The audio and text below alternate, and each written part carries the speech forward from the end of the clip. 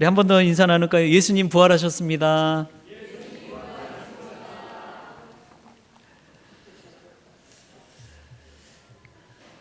우리 성원교회를 보면은 얼마나 아름다운지요.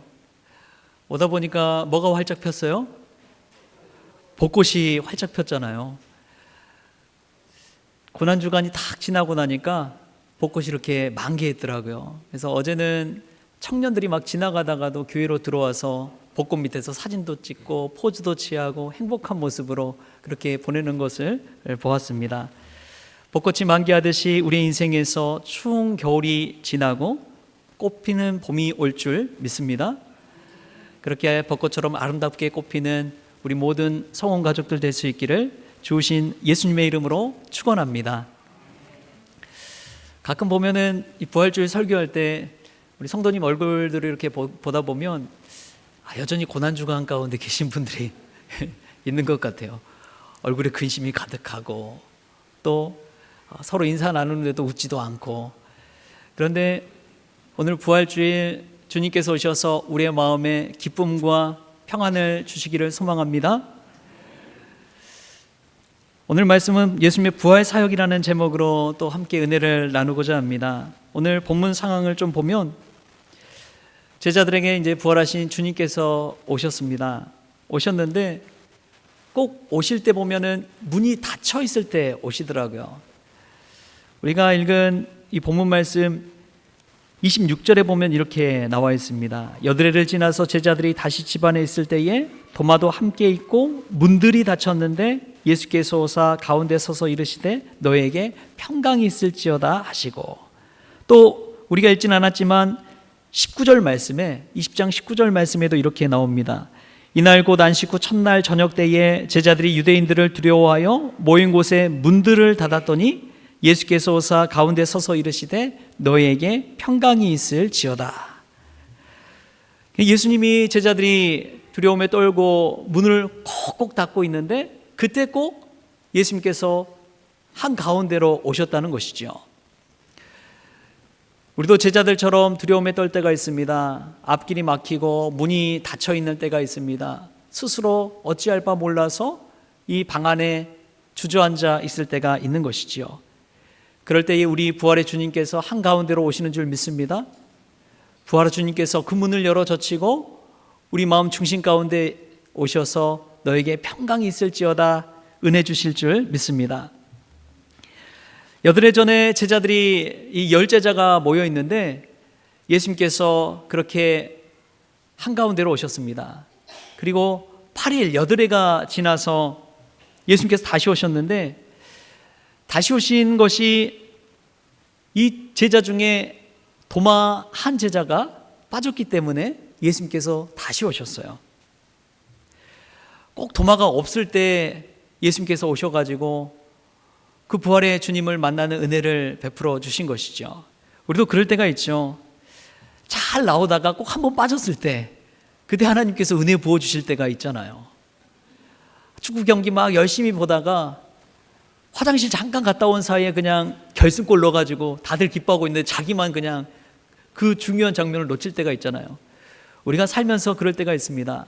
잘 예수 믿다가도 한번 딱 빠져서 그때 주님이 주신 은혜를 놓칠 때가 있어요. 이 도마처럼 오늘 또 그런 것이죠. 그러면 우리가 얼마나 억울합니까? 평소에 정말 잘하다가 한번 그냥 실수하고 넘어졌는데 그때 주님이 주신 그 폭포수와 같은 은혜를 누리지 못했을 때 얼마나 억울한지 모릅니다. 그런데 우리 주님은 그 도마 한 사람을 위해서 다시 제자들을 찾아 주십니다. 문을 열어 젖히고 오셔서 너에게 평강이 있을지어다 축복해 주십니다. 오늘 또 우리에게 찾아오시는 그 주님의 평강이 저와 여러분의 있기를 소망합니다.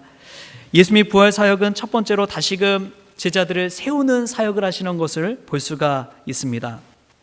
오늘 본문 말씀 속에서 예수님이 이 도마의 의심을 어떻게 믿음으로 바꾸시는지 우리가 깨닫는 은혜가 있기를 원합니다. 도마는 의심하는 도마로 알려져 있지요. 그러나 이 의심하는 도마 속에서 하나님이 우리에게 주시는 메시지가 있습니다. 도마는 다른 10제자는 다 부활하신 주님을 만났잖아요. 직접 예수님의 몸을 예수님의 손을, 그 상처를 다 보고 야, 정말 예수님께서 다시 살아나셨다는 것을 직접 경험했습니다. 그런데 도마만 그 자리에 빠져 있었지요. 그래서 도마는 자신은 못 믿겠다는 거예요. 도마가 디두모 도마라고 하는데, 디두모는 이제 쌍둥이라는 뜻입니다. 도마가 쌍둥이 형제였던 것 같아요.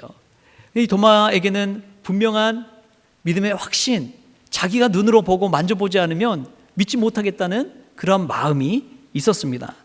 그런데 우리는 이 도마의 의심을 우리도 주목해 볼 필요가 있습니다. 믿음 생활하면서 그런 분들이 있지요. 그냥 따라다니는 분들 계시잖아요.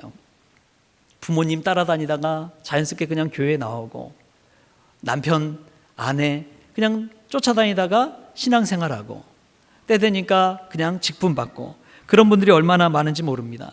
그런데 오늘 도마를 한번 눈여겨보십시오. 도마는 의심했습니다. 아니, 어떻게 죽은 자가 살아날 수가 있어? 어떻게 죽은, 십자가에 달려 죽는 것을 내가 톡톡히 보았는데 그런 주님이 살아나실 수가 있어? 믿겨지지가 않잖아요. 의심이 들잖아요. 여러분, 부활이 믿어지십니까? 별로 안 믿어지시는 것 같은데 부활이 믿어지십니까? 사실은 도마처럼 우리 마음 심령 가운데도 의심하는 것이 있습니다. 어떻게 죽은 자가 살아날 수가 있어? 하는 의심이 있습니다. 그래서 도마는 증거를 요구합니다. 도마는 성격이 좀 완고했던 것 같아요. 10사람이 다 주님 부활하셨다, 예수님 다시 살아나셨다 얘기해도 도마는 믿어요, 안 믿어요? 안 믿어요. 얼마나 완고한 사람인지 모릅니다. 두세 사람이, 친구들이 같이 있다면 맞아 하면은 맞는가 보다 하고 넘어갈 수도 있잖아요. 그런데 도마는 그런 사람이 아니었어요. 끝까지 의심했습니다. 자기가 직접 경험해보고 체험해보고 주님을 만나지 않으면 믿을 수 없다고 이야기하는 거예요. 도마가 얼마나 확실하고 완고한 사람인지를 알 수가 있는 것이지요. 그래서 도마는 25절에 이렇게 이야기합니다. 내가 그의 손의 못자국을 보며 내 손가락을 그 못자국에 넣으며 내 손을 그 옆구리에 넣어보지 않고는 믿지 아니하겠노라. 도마는 자신의 의심을 분명히 하고 직접 자신의 손으로 만져보지 않으면, 직접 자신의 눈으로 보지 않으면 예수님의 다시 살아나심을 믿을 수가 없다고 이야기하는 것이죠. 여러분, 믿는 자들에게는 도마와 같은 확실한 마음이 있어야 됩니다. 정말 예수님이 우리의 구주인지 확실히 알아볼 필요가 있습니다. 남들 다 그렇다고 하니까 그냥 그런가 보다 하고 넘어가면요, 절대 신앙은 자라나지 않아요. 그런데 정말 예수님이 나의 구원자신가? 정말 예수님이 살아계신 분인가? 정말 예수님께서 죽음에서 부활하셨는가? 이것을 알고자 상고하고 묵상하고 기도하고 연구하고 하나님 앞에 나아오는 자에게 하나님께서 믿음을 허락하여 주신 것이지요. 제가 참 좋아하는 목사님 중에 한 분이 이제 베이직교회 조정민 목사님을 참 좋아합니다. 그분이 확실한 데가 있어요. 한 개념을 하나하나 세워가는데 왜 예수님을 믿는지, 믿음이란 무엇인지 그런 것들을 하나하나 정립하는 게 참 은혜가 되더라고요. 근데 그분은 원래 예수님 믿지 않는 사람이었습니다. 양재 온누리교회 근처에 사셨던 분인데 원래는 기자 출신이었어요. 기자가 얼마나 확실한 팩트를 가지고 이야기합니까? 잘못 기사를 쓰면 큰일 나잖아요. 그래서 조사하고 취재하고 팩트를 가지고 또 기사를 내는데, 이분의 아내가 온누리교회 새벽 기도를 열심히 다녔던 것 같습니다. 아내가 새벽마다 그냥 기도하러 가니까 도대체 내 아내는 왜 그렇게 새벽 기도에 나가는 거야? 혹시 잘못된 교회 나간 건 아닌가 싶어서 이 조정민 목사님이 기자의 기질을 발휘해서 내가 취재를 한번 가봐야겠다, 몰래 잠입해가지고 취재를 한번 해봐야겠다, 그 교회가 올바른 교회인지 또 잘못된 일이 일어나진 않는지 또 아내를 생각하는 마음으로 그 교회에 나간 것이죠. 그렇게 나가서 몰래 뒤에서 새벽 기도 때 하나님의 말씀을 듣는 거예요. 눈여겨보는 거예요. 기도의 시간에 참석하는 거예요. 그리고 성경이 진짜인지 아닌지 알기 위해서 열심히 성경을 읽었다고 합니다. 근데 성경을 읽고 예배에 참석하고 설교 말씀을 듣고 기도하다 보니까 자기도 모르게 예수님을 구주로 영접하게 되었다는 거예요. 그래서 나중에 기자의 직업을 그냥 내려놓고 안수받고 목회자가 되었습니다. 처음에는 진짜인가 아닌가 취재하면서 알아보려고 시작했던 그 마음이 하나님께서 마음에 감동 주시고 그 사람의 인생을 바꿔버리신 것이죠. 여러분, 우리에게 때로는 도마의 의심과 같은 마음이 있기를 소망합니다. 정말 예수님이 진짜인지 아닌지, 정말 예수 믿고 우리의 신앙이 달라지는지, 삶이 변화되는지 여러분 스스로가 한번 진지하게 생각해 보십시오. 그런 사람은 믿음이 자라나기 마련입니다. 우리 주님께서 오신 것은 그러한 의심하는 자, 완고한 자, 정말 확실한 사람을 붙들어 사용하여 주시기 위해서 오셨습니다. 그러기 위해서 열 제자는 다 예수님 만났는데 그때 빠졌던 도마, 그 도마 한 사람을 위해서 다시 그 자리에 예수님께서 찾아와 주신 것이지요. 예수님은 도마의 의심과 완고함이 믿음이 될 때 얼마나 놀라운 일을 하실지를 분명히 아셨습니다. 그 의심 많은 제자를 다시 세워주시기 위해 주님께서 다시 찾아오신 것이죠. 사랑하는 성도 여러분, 우리에게도 그런 마음이 있기를 원합니다. 부활절 예수님 부활하셨다니까 그냥 기뻐하고 박수치고 끝내는 것이 아니라 정말 부활하신 예수님이 내 안에 계시는지를 묵상해 보십시오. 죽음을 이기시고 살아나신 주님을 내 안에 모시고 살아갈 때 내 삶 속에 어떠한 변화가 일어날지를 기대해 보십시오. 그런 사람은 성경 말씀을 상고하고 믿음 생활을 확실히 하게 될 줄 믿습니다. 그렇게 믿음 생활 신실하게 감당할 때 주님 앞에 의심이 믿음이 되는 놀라운 역사가 일어날 줄 믿습니다. 그리고 그러한 의심 가운데 있는 분이 있다면 정말 진짜인지 가짜인지 그 중간에서 어정쩡하게 신앙생활 하신 분이 있다면 이 시간 부활하신 주님께서 오셔서 가르쳐 주시고 깨닫게 하시고 만나 주셔서 의심이 믿음으로 세워지는 그러한 주님의 제자들 될 수 있기를 주신 예수님의 이름으로 축복합니다. 또 보면은 예수님께서 부활하신 제자들에게 오셔서 하신 말씀이 꼭 첫 마디가 그것입니다. 너희에게 평강이 있을지어다. 예수님께서 제자들에게 오셔서 하신 첫 마디가 뭐라고요? 너희에게 평강이 있을지어다. 예수님이 부활하시고 나서 하신 사역 중에 중요한 사역이 이 평강의 사역입니다. 평강을 선물로 주시는 사역입니다. 예수님은요, 이 의심하는 도마 앞에서 그 도마를 책망하지 않으셨습니다. 꾸중하지 않으셨어요. 야 도마야, 내가 열 제자들 앞에서 그렇게 나타났는데, 그리고 십자가에 달려 죽기 전에 3번이나 내가 십자가의 죽음과 부활에 대해서 예고했는데 너는 그것을 믿지 못하느냐? 내가 엄청난 기적을 일으키고 수많은 사람들 살리고 먹여주시고 입혀주시고 인도했는데 너는 그런 나를 주님으로 믿지 못하느냐? 예수님은 도마에게 그러한 책망을 하지 않으셨습니다. 그리고 오히려 다른 제자들과 똑같이 너에게 평강이 있을지어다 축복해 주셨습니다. 여러분, 제자들이 모인 상황은 문이 꽁꽁 닫히고 두려움으로 가득 찬 그러한 상황이었습니다. 제자 중에 한 사람인 가룟 유다는 자살해 버렸어요. 그리고 예수님을 따라다니던 많은 무리가 있었는데 그 무리들도 흩어져 버렸습니다. 그런 두려움과 혼란 가운데 예수님께서 찾아오셨는데, 예수님이 찾아오시기 전에 제자들의 마음은 자신들도 예수님처럼 십자가에 달려 죽는 것은 아닐까 하는 두려움 상황이었습니다. 그런 공포와 두려움 가운데 떨고 있는 제자들 앞에 예수님께서 오셔서 평강의 선물을 허락해 주신 것이죠. 여러분, 우리의 삶 가운데서도 제자들처럼 두려움과 공포가 찾아올 때가 있습니다. 경제적인 어려움이 찾아오고 사업의 위기가 찾아와서 겨우겨우 버티고 살 때도 있지요. 생각지도 못한 질병이 찾아와서 그 누구에게도 말하지 못하고 전전긍긍하며 살아갈 때도 있습니다. 그런 두려움과 공포 가운데 떨고 있는 주님이 오셔서 평강을 선포해 주실 때 그 평강만큼 귀한 것이 있을까요? 인도 선교를 너무나 잘 감당하시고 유명한 존 하이드 목사님이라는 분이 계십니다. 그분이 인도에 가서 선교를 하셨는데 그 선교 사역을 성령 충만하게 감당하셨습니다. 그 한 사람이 얼마나 인도를 변화시켰는지 모릅니다. 그래서 기자들이 찾아와서 물어봤어요. 존 하이드 선교사님, 어떻게 그 인도 선교 사역을 그렇게 은혜롭게 성공적으로 감당하시게 되었습니까? 그러자 그 선교사님 딱 한마디 하는 거예요. 저는 힘들 때마다 마태복음 28장 끝절 말씀을 늘 묵상하고 되뇌었습니다.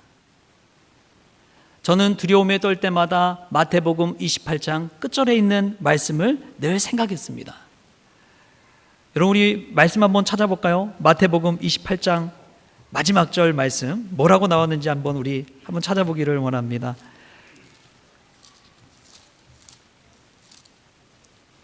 마태복음 28장 20절 말씀, 우리 찾으셨으면 한 목소리로 한번 읽어보겠습니다. 시작. 내가 너에게 분부한 모든 것을 가르쳐 지키게 하라. 볼지어다 내가 세상 끝날까지 너희와 항상 함께 있으리라 하시니라. 아멘. 여러분, 이 말씀 후반절에 부활하신 예수님께서 제자들에게 하신 지상 명령, 그 명령 가운데 이 말씀이 굉장히 은혜스럽습니다. 내가 세상 끝날까지 너희와 항상 함께 있으리라. 인도든지 어디든지 선교하는 그 현장에서 세상 끝날까지 함께 하시는 예수님, 그 예수님의 말씀을 붙들 때에 어려운 상황, 두려운 상황 가운데서도 주님이 주신 평강이 임했다는 것이죠. 그 평강을 붙들고 선교하고 사역하니까 하나님께서 은혜 부어주시고 성령 충만한 사역을 감당할 수가 있었던 것입니다. 여러분, 오늘도 우리 주님께서 우리와 항상 함께 하시는 줄 믿습니다. 어려운 그때는 나 혼자 있는 것이 아닙니다. 우리 주님께서 함께 하십니다. 우리 주님이 모르시는 것 같지만 아닙니다. 우리 주님은 다 아십니다. 우리 주님은 다 알고 계세요. 오늘 본문 말씀에서도 알 수가 있어요. 우리 본문 말씀 한번 볼까요? 요한복음 20장 25절에 보면은 도마가 이렇게 이야기합니다. 내가 그의 손에 못자국을 보며 내 손가락을 그 못자국에 넣으며 내 손을 그 옆구리에 넣어보지 않고는 믿지 아니하겠노라. 도마가 이렇게 이야기해요. 그런데 예수님께서 찾아오셔서 도마에게 어떻게 이야기하시느냐? 27절에 이렇게 이야기합니다. 도마에게 이르시되 내 손가락을 이리 내밀어 내 손을 보고 내 손을 내밀어 내 옆구리에 넣어보라. 그리하여 믿음 없는 자가 되지 말고 믿는 자가 되라. 여러분, 도마가 제자들 앞에서 한 말이 있잖아요. 그 말이 있는데 예수님께서 오셔서 자신이 했던 그 말을 그대로 답해주고 있는 거예요. 제자들과만 있을 때 도마가 이야기했던 그 말을 예수님이 알고 있는 거예요? 모르는 거예요? 알고 계신 거예요. 예수님께서 알고 계신 것입니다. 예수님께서 들으신 것입니다. 그리고 나서 직접 도마에게 자신이 말한 그것을 확인시켜 주는 것이죠. 여러분, 우리 주님이 다 아십니다. 때로는 홀로 고통당할 때가 있죠. 홀로 고통당하고 홀로 외롭고 아무도 나 자신을 몰라준다. 절망 가운데 체념할 때가 있습니다. 낙심할 때도 있어요. 그럴 때마다 우리는 하나님 앞에 이 한마디 기도라면 좋겠습니다. 주님께서 다 아십니다. 주님께서 다 아십니다. 나의 아픔, 나의 서름, 나의 섭섭함, 나의 고통, 나의 외로움, 나의 아픔까지도 주님께서 다 아십니다. 우리를 너무나 잘 아시고 우리와 항상 함께 하시는 주님이 계시다는 것만큼 우리에게 위안이 되고 힘이 되는 말씀은 없습니다. 부활하신 주님께서 우리와 함께 하신다는 사실을 믿으십시오.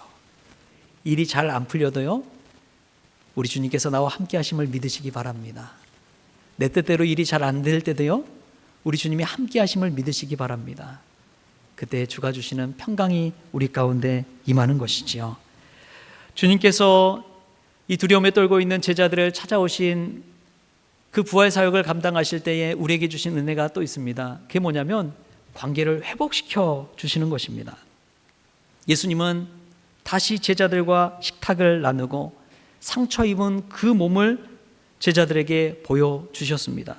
그래서 죄와 배신과 실패로 깨어진 그 믿음 공동체를 회복시켜 나아가는 것이죠. 예수님이 십자가에 달리실 때 예수님을 따르던 이들은 거의 다 떠나가 버렸습니다. 심지어 12제자 중 한 명이었던 가룟 유다는 예수님을 은 30에 팔아버렸습니다. 수제자 베드로는 예수님을 모른다고 3번 부인해버렸습니다. 여러분, 그러한 사건이 우리에게 일어났다면 그 관계는 온전하지 못하고 깨어져 버린 관계가 되어버리는 것이죠. 그 공동체가 다시 모였을 때 어떻게 되겠습니까? 내가 가룟 유다처럼 되진 않을까? 베드로처럼 되진 않을까?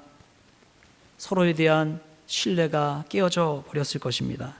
그런데 부활하신 예수님께서 다시 제자들을 찾아오셔서 평강과 은혜를 부어주시고 서로 모이고 기도함으로 그 관계를 회복시켜 주십니다. 여러분, 관계의 깨어짐을 통해서 어려움 겪고 있는 분이 계십니까? 부모와 자식 간에, 또 형제 간에, 사랑하는 가족 간에 관계가 깨어져서 다시는 돌아보지 않는 관계 속에서 냉랭한 삶을 살아가고 있는 분이 계십니까? 부활하신 주님이 오셔서 회복시켜 주시기를 원합니다. 깨어진 제자들을 다시금 모이게 하신 주님께서 우리의 깨어진 가정, 우리의 깨어진 공동체, 깨어진 교회를 하나님께서 다시 회복시켜 주시기를 원합니다. 그것은 평강의 선물만이 가능한 것이죠.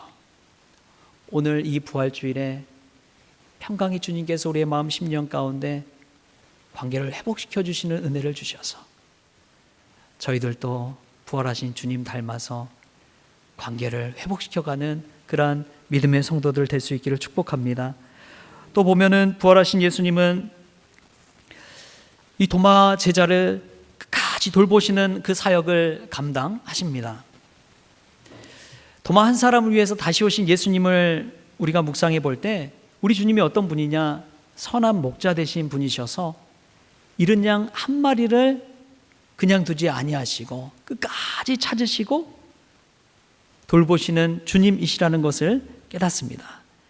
우리 주님은 이 도마를 의심 가운데 그냥 두지 않으시고 다시 찾아오셔서 믿음으로 고백하게 하십니다. 그게 주님의 사랑입니다.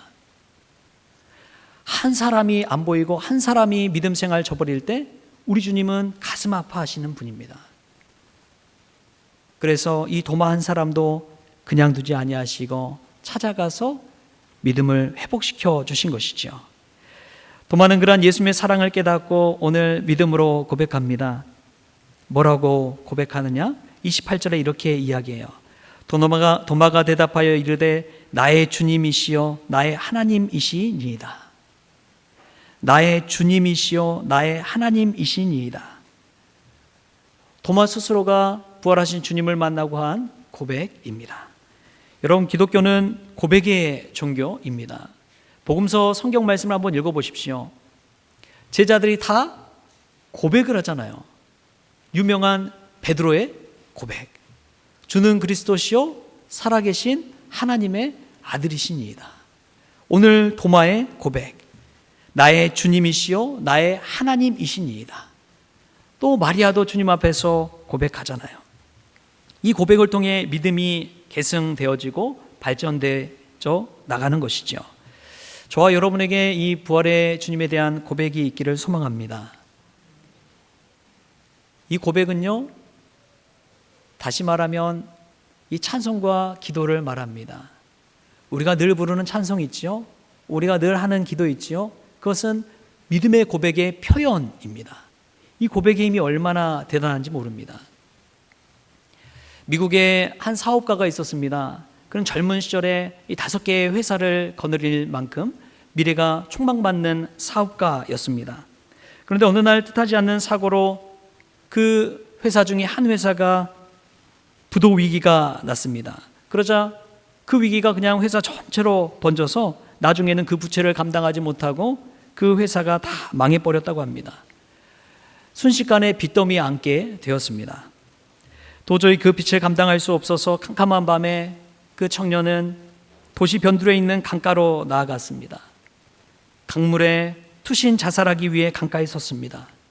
구두를 벗어놓고 갈대를 헤치면서 강물 향해서 깊은 곳을 향해서 조용히 걸어가는데 물이 허리쯤 찼을까요?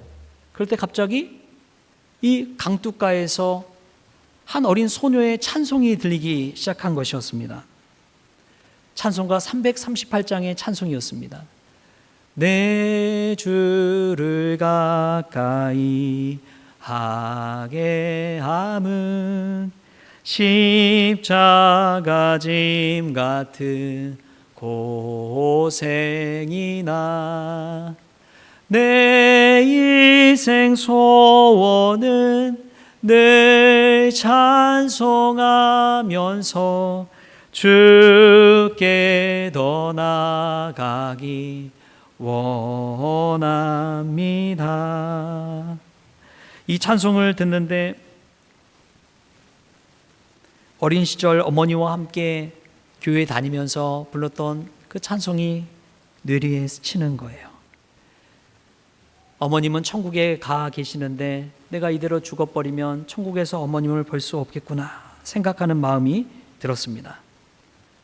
그 청년은 가던 걸음을 멈추고 그 찬송 소리에 이끌려서 그 찬송을 부르며 다시 강물 밖으로 걸어 나오기 시작했습니다. 그리고 이제는 나를 위해서 사업하고 성공하는 것이 아니라 하나님을 위해서 살고 하나님을 위해 사업해야겠다라고 생각하며 굳은 결의를 하고 강 밖으로 나왔습니다. 그리고 바로 사무실로 달려가서 채권자들에게 다 전화를 돌렸대요. 지금 다 한번 사무실로 모이시라고. 그렇게 모인 채권자들 앞에서 자신이 경험한 이야기를 고백하기 시작했습니다. 자신이 죽으려고 강물가로 갔는데 그 찬송 소리를 듣고 다시 걸어 나와서 하나님을 위해 살기로, 새 사람으로 살기로 결단해 놓으라고, 한 번만 도와달라고. 그러자 그 채권자들 중에서 그 마음에 감동받고 한 사람이 이런 이야기를 하는 거예요. 젊은 사장이 죽었더라면 우리 빚은 영영 받을 길이 없었던 것 아닙니까? 우리가 한번 도와주십시다. 미국이 기독교 국가긴 했던 것 같습니다. 그러자 너도 나도 $10,000, $3,000를 내놓으면서 이 돈을 가지고 종잣돈 삼아서 다시 한번 사업을 일으켜보라고 격려해 주었습니다. 그 젊은 사장은 정말 3년 동안 열심히 사업해서 다시금 회사를 일으켜 세웠고 3년 만에 그 모든 부채를 갚고 하나님의 사업을 위해 힘쓰는 사업가가 되었다고 합니다. 여러분, 우리의 죽음의 위기 가운데 놓일 때가 있지요. 그때 이 찬송의 힘, 고백의 힘이 얼마나 대단한지 모릅니다. 힘들 때, 죽을 것 같을 때 하나님을 향한 찬송의 노래를 부르십시오. 하나님 앞에 믿음의 고백을 하십시오. 그 고백이 울림이 되어서 우리의 삶을 변화시키고 우리의 생각을 주장해 가시고 우리의 걸음을 죽음이 아니라 생명의 길로 우리 주님께서 인도해 가실 줄 믿습니다. 기독교에는 많은 고백이 있습니다. 그러나 그 고백은 성경 속에 쓰여진 고백이 아니라 우리의 입술을 통해서 그 고백이 찬송이 되고 기도가 될 때 우리의 삶 가운데 부활의 주님의 역사가 일어날 줄 믿습니다. 여러분, 그 믿음을 가지고 이 부활 주간 주님이 주시는 은혜를, 능력을, 힘을 얻는 우리 모든 성도님들 될 수 있기를 주신 예수님의 이름으로 축원합니다. 기도하시겠습니다. 주신 하나님 감사합니다. 제자의 의심을 믿음으로 바꾸시고 또 두려움에 떨고 있는 제자들 앞에 평강과 회복을 주시고 찬송의 고백을 통해서 다시금 회복시키시고 일으키시는 그 주님을 보게 됩니다. 이 부활 주간에 저희들도 부활하신 주님 만나서 새롭게 회복되고 주님의 부활 사역을 잘 감당하는 믿음의 성도들이 되어지게 하여 주옵소서. 감사하며 예수님의 이름으로 기도하옵나이다. 아멘.